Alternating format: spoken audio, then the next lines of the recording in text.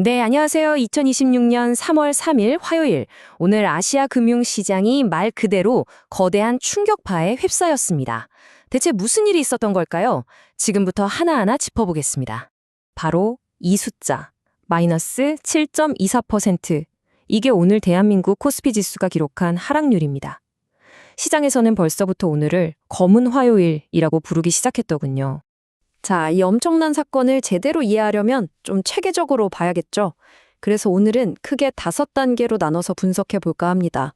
먼저 오늘 시장의 충격적인 숫자들부터 보고 왜 이런 일이 벌어졌는지 지정학적인 배경부터 심리적인 요인까지 파헤쳐 볼 거예요. 그리고 나서 데이터는 미래를 어떻게 보고 있는지, 또 이 상황에서 어떤 전략들을 생각해 볼 수 있는지까지 쭉 살펴보겠습니다. 좋습니다. 그럼 첫 번째 순서로 오늘 시장이 얼마나 크게 움직였는지 그 규모부터 한번 제대로 실감해 보시죠.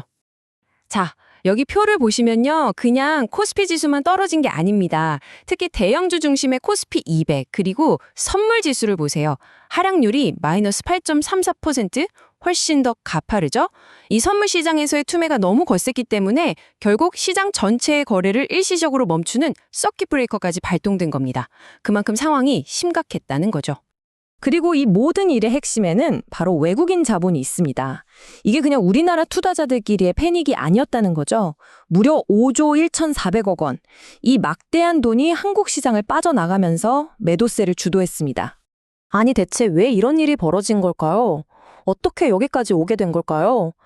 이번 분석 보고서는 딱 하나의 지정학적 사건에서 시작된 아주 명백한 연쇄 반응을 그 원인으로 지목하고 있습니다. 이게 바로 그 도미노 효과를 보여주는 건데요. 시작은 주말 사이에 미국 이란 군사 충돌이었습니다. 이게 첫 번째 도미노였죠. 이 충돌이 호르무즈 해협 봉쇄 우려로 이어지면서 유가를 배럴당 80달러 위로 밀어 올렸고요. 이게 두 번째, 급등한 유가는 곧바로 원화 가치에 직격탄을 날렸습니다. 환율이 1,466원까지 치솟았죠. 이게 세 번째. 그리고 마지막 도미노. 바로 환율 급등에 놀란 외국인 투자자들이 자산을 내다 팔기 시작하면서 결국 5조 원이 넘는 자금 유출로 이어진 겁니다. 하지만 보고서는 이게 단순히 사건에 대한 반응, 그 이상이었다고 말합니다. 이번 폭락 뒤에는 몇 가지 아주 흥미로운 경제 이론, 그러니까 시장의 심리가 작용했다는 건데요. 첫 번째 개념은 지나친 최적화입니다. 이게 뭐냐면요. 시스템이 너무 효율적이다 못해 유연성이 아예 없어진 상태를 말하는 거예요. 예를 들어 적시 생산 공급망처럼요. 재고 없이 딱딱 맞춰 돌아가니 평소엔 최고지만 중간에 부품 하나만 빠져도 전체가 멈춰버리는 거죠. 분석에 따르면 한국 경제가 바로 이런 초효율적인 하지만 깨지기 쉬운 상태였고 호르무즈 해협이 그 시스템 전체를 무너뜨린 하나의 부품이었다는 겁니다. 두 번째는 조지 소로스의 재귀성 이론인데요. 이건 정말 중요합니다. 쉽게 말해 두려움이 현실을 만드는 거예요. 투자자들이 시장이 붕괴할 것 같다고 믿기 시작하니까 실제로 자산을 팔고 그 매도세가 주가를 떨어뜨리죠.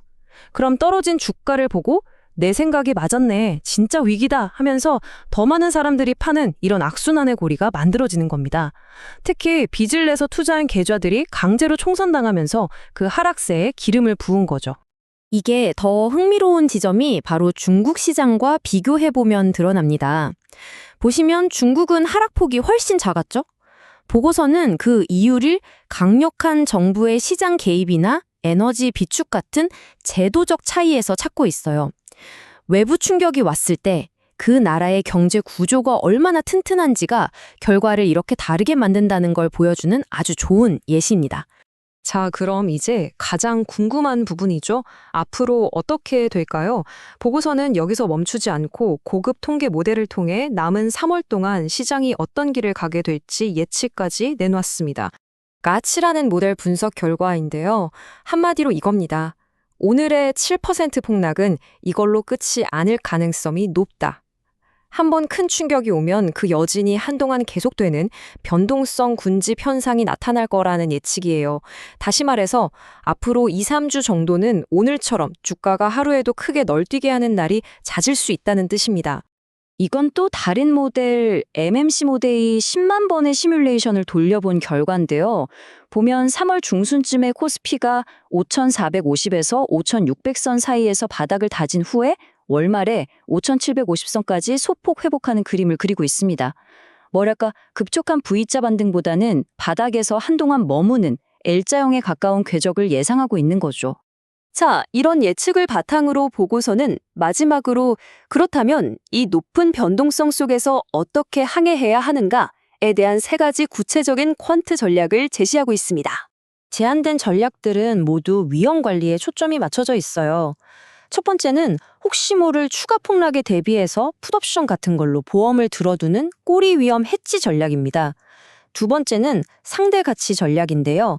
유가 상승으로 이득을 보는 에너지나 방산주 같은 건 사고 피해를 보는 항공이나 자동차주는 파는 식으로 짝을 맞춰서 거래하는 거죠. 그리고 마지막은 만약 코스피가 5,500선 아래로 떨어지면 모델상 반등 확률이 높다고 나오는 지점이니까 그때부터 알고리즘을 이용해서 조금씩 분할 매수를 시작하는 전략입니다. 그리고 이 부분은 정말 중요해서 다시 한번 강조해야겠습니다.